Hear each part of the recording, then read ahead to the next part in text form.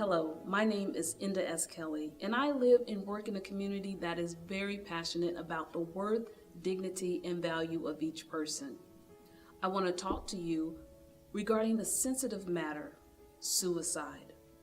I know, usually we do not talk about such matters. However, in an effort to remain safe within our community, it's time to be serious and equip ourselves with knowledge regarding this matter. For instance, the fact that you are watching this video about a subject matter that renders us all lost for words is a perfect example of how community cares about the safety of its members. You should feel hopeful about life in general.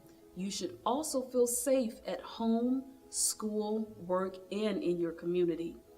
Unfortunately, there are individuals who lose hope and either cause harm to themselves or worse, they cause harm to others to the point of death. At any rate, we want you to know the warning signs for those wanting to cause self-harm or harm to others. We also want you to be a productive member in keeping your community safe. In this video, you will find resources for how to detect warning signs and how to report what you have detected. Let's talk facts about suicide. Did you know that suicide is the second leading cause of death for young people between the ages of 10 to 24? 2016 national data from American Association of Suicidology, average of one person every 11.7 minutes killed themselves. Suicide is the 10th ranking cause of death in the U.S., second for cause of death ages 15 to 24. Men die by suicide 3.53 times more often than women. On average, there are 123 suicides per day. What you are about to view now is a young man by the name of Kevin Hines who attempted suicide by jumping off the Golden Gate Bridge. Kevin was one of few survivors who jumped from the Golden Gate Bridge. Let's hear what he has to say. We have lost far too many lives traveling the path to this day. Since 1937, over 2,000 people have died at the Golden Gate Bridge. I feel lucky to be alive every single day.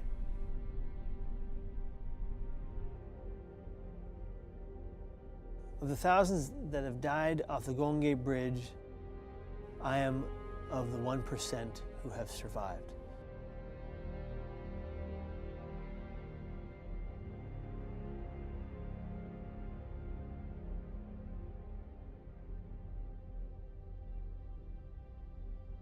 So I was born on drugs and premature, and then I bounced around from home to home. Nobody wanted to keep me because I was sick, and I got lucky. I landed in the home of Patrick and Deborah Hines. I had a great childhood. I thought growing up that everything's gonna be great. And then at 17, it all came crashing down. If you can imagine feeling that everyone around you is out to get you, trying to hurt you, and trying to kill you, and you believe that to be the truth. From the extreme paranoia, I exhibited symptoms of mania. From the mania came the hallucinations, both auditory and visual. And so with that and the bipolar disorder, I just was spiraling out of control. I vividly remember writing my suicide note. People don't get it. Like, I thought I was a burden to everyone who loved me because that's what my brain told me, because that's how powerful your brain is. I got off the bus. I walked slowly down the walkway of the Golden Gate Bridge. You know, people rode by me, drove by me, walked by me. And a woman approached me and she said, "Will you take my picture?" She said thanks and she walked away. It was that moment I just said, nobody cares. The reality was that everybody cared. I just couldn't see it. I ran forward and using my two hands, I catapulted myself into free fall. What I'm about to say is the exact same thing that 19 Golden Gate Bridge jump survivors have also said. The millisecond my hands left the rail, it was an instant regret. And I remember thinking, no one's gonna know that I didn't want to die. In 4 seconds, I fell 75 miles an hour, 25 stories, and I hit the water. I was in the most physical pain I had ever experienced, The Coast Guard was amazing. He was just so freaked out that I was alive that he just dove in and brought me on board. The guy said, "Do you know how many people we pull out of this water that are already dead?" And I said, "No, and I don't want to know." The guy put his hand on my forehead, said, "Kid, you're a miracle." My father took one step into the hospital room, and I looked up at him and I said, "Dad, I'm sorry." And he said, "No, Kevin, I'm sorry." And if you think about it, both of our immediate reactions were guilt. Guilt that didn't belong to either of us. And even though I didn't die, I caused people a great deal of grief and pain. Just the day of my attempt still sits within them today. I asked my father if he still feared my death by suicide.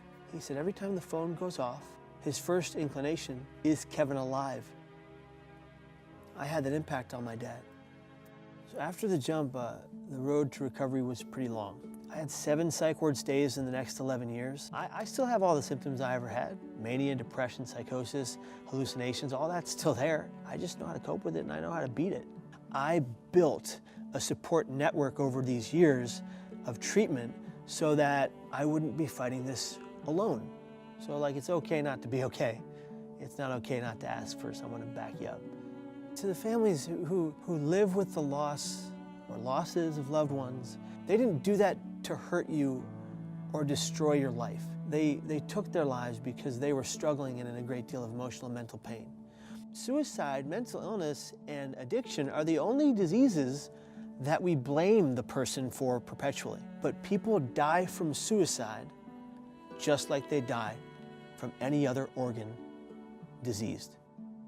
Today, no matter the pain I'm in, no matter the struggles I experience, I do believe that life is the greatest gift we've ever been given. And if you're suffering mentally, don't wait like I did, sitting in denial for so long. Because recovery happens. I'm living proof.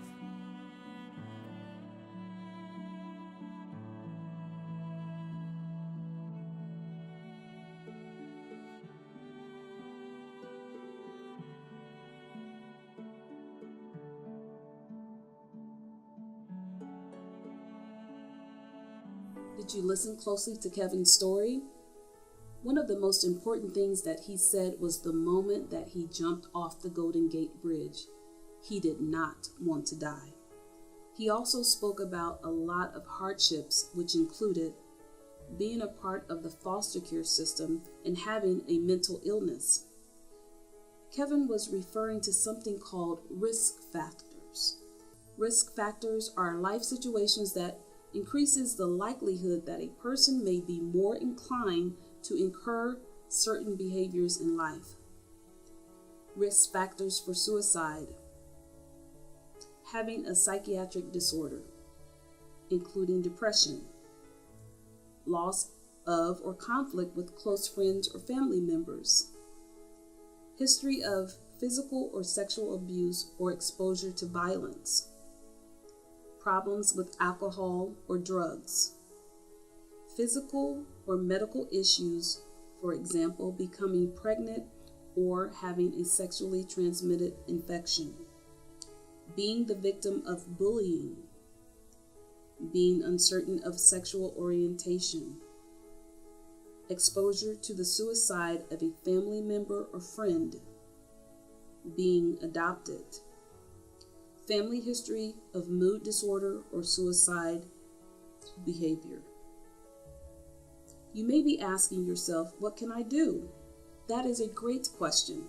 One of the things that you can do is arm yourself with knowledge to be prepared to assist a person who may be overwhelmed with a risk factor or other life circumstances where they cannot see any way out. Did you know that you could possibly be a gatekeeper who could save a life? What is a gatekeeper? A gatekeeper is someone in a position to recognize a crisis and the warning signs that someone may be contemplating suicide. Who is considered to be a gatekeeper?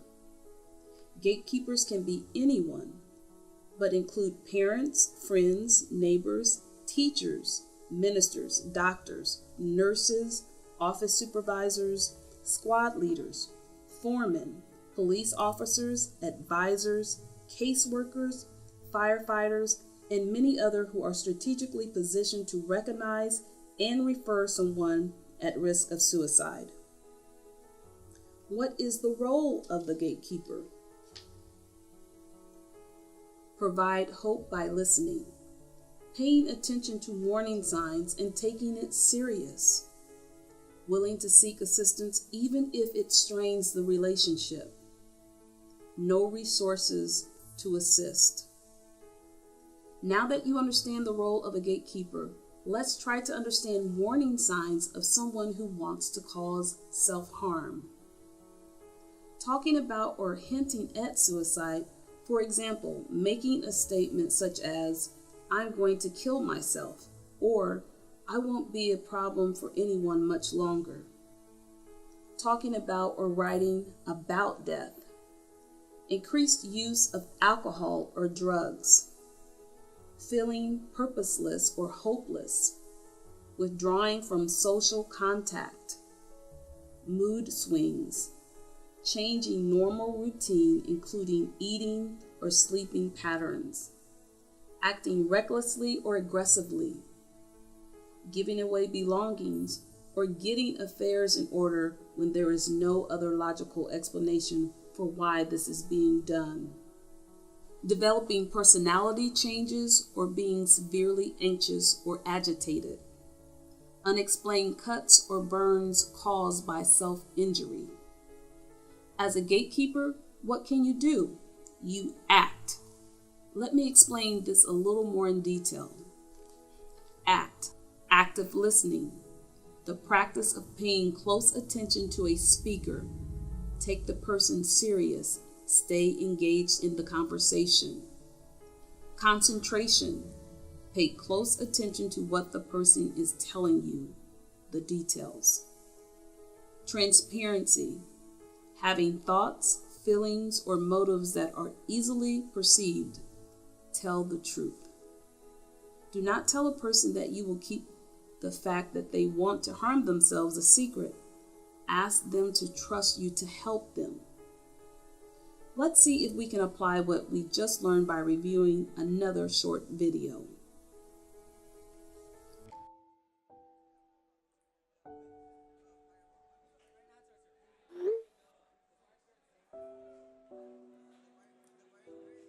Hey, did you hear about Carmen kissing another dude? And it wasn't even her boyfriend. I mean, it was okay because he didn't find out. But still, I mean... Oh, Sorry to cut you off, but I got something I gotta take care of. okay.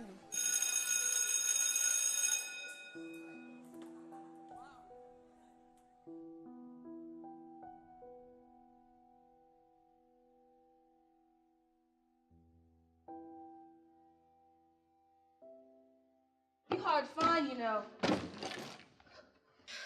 All part of the plan. I had those days too. I call them avoid all contact days. You know, when I don't feel safe being around these idiots. Sounds like my life. Don't say that. Why not? It's true. Maybe I'm the one everyone should be avoiding all contact with. Girl, everybody loves you. Why would you think that? That's, it's nice of you to say and all, but, you know, the reality is I'm new here. I've got no friends here. Okay, I have a few friends here. But I'm a foster kid. My parents didn't want me. That doesn't mean you weren't wanted. It means my dad didn't want me bad enough to stay out of jail. It means my mom cared more about getting high than she did about me. It doesn't work like that. And my brother, you know, I don't even know for sure where he is. Whoever was in charge of putting us in here didn't care enough about keeping us together. I needed him. Kate, I'm sorry. I'm sorry too. You know, at my old school, I had family and friends. I had a boyfriend. But that's done now. Why'd you say that? Because he said so. Said that because we're so far apart, we should start dating other people. Listen, I know how it feels to be alone sometimes. But that text you sent, it scared me. It sounded like a goodbye. I've been texting everyone. Everyone I care about, anyways. Look, I need you to promise not to say anything. You have to promise, okay? Okay. I promise. I've got to end this. I'm leaving. But where? I don't know. I don't know what I'm gonna do. I just know I've got to end this pain. Hold up. You're starting to sound like someone considering suicide. Dana, you're my friend. You promised. You can't tell anyone. I need to be able to trust you. I need to be able to trust someone.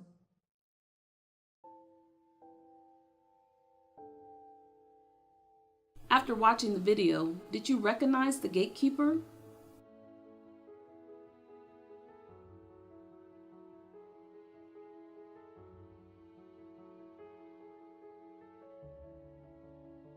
Did you hear any risk factors?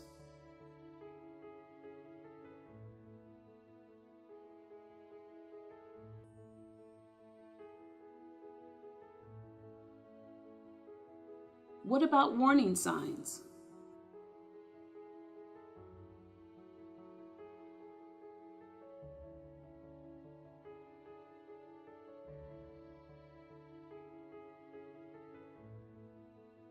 Let's look at the following resources.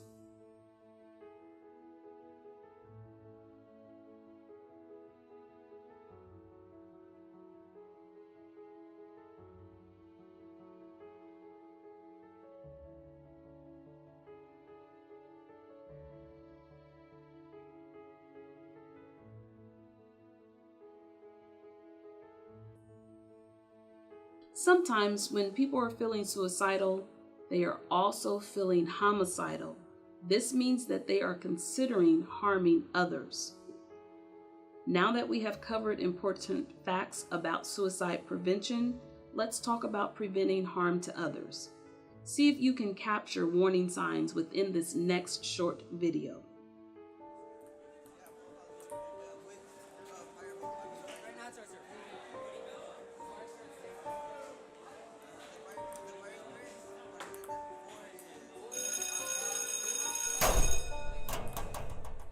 Hey, did you get one of these too?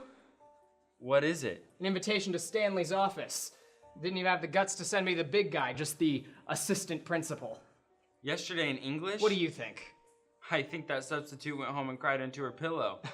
That's what I think. A pattern of disruptive behavior and obscene language is what they said. They called my parents. Do you know that? They called them yesterday. You rode with Gary That's today. right, I rode with Gary. They took my keys. Said I didn't need the car after I got fired from my job, and now with this disruptive behavior in school, they really don't think I have the responsibility for it anymore. Oh, man. And you didn't get a pass to see Stanley. No. I mean... You were there, Gary too. You guys were laughing. Yeah, but she had her sights on you, man. Once you dropped that first bomb on her, she was out for your blood. Hey! Shouldn't you boys be in class? Hey, this guy knows what's up. Gary, tell him what's up. It's game over, man! It's game over! This guy's just getting back from a suspension. 2 days out of school because I refused to dress for gym. You believe that? This guy gets torn apart, right? Ball thrown at him, names. Now, tell me, why would he want to do that? Tell him what you got. All right. So, I had one last closing shift right before I got fired.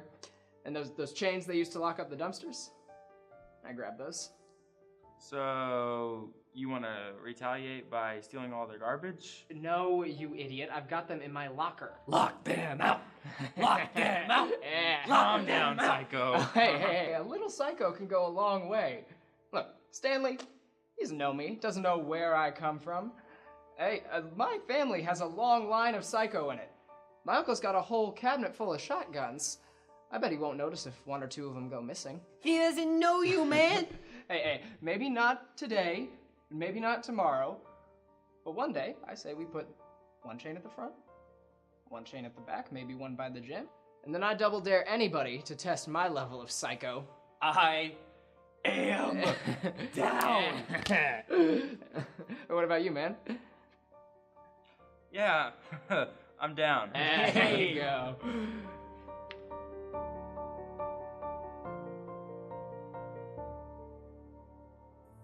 What did Daniel say that could be considered warning signs for harming others?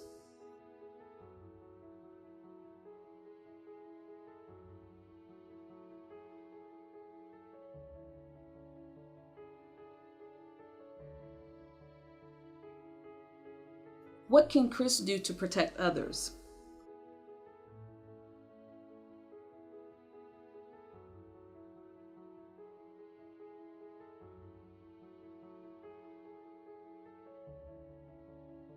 Let's look at some resources.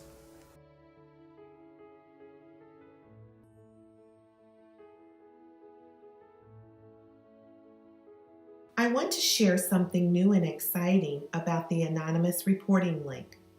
You will now be able to report safety concerns anonymously. Here is how it works. First, you will type in the link that you see into your internet browser. Then, immediately, you will be given one of the following choices.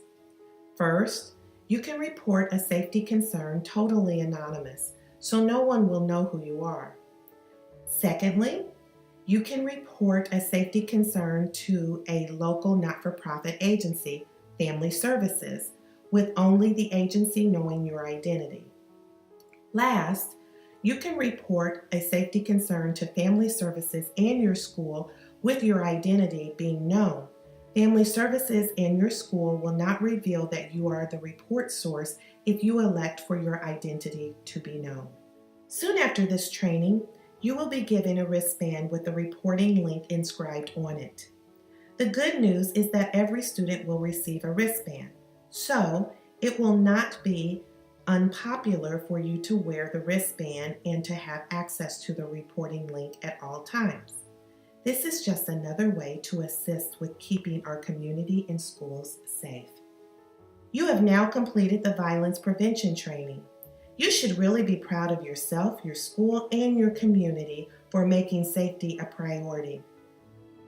However, with all things, true progress starts with us and our buy-in and determination to make a difference. For this reason, we would like to give you the opportunity to assess your own risk factors. Please insert the following link into your internet browser and take a short self-assessment. It has been a pleasure to partner with you to ensure that our schools, community, and you are safe.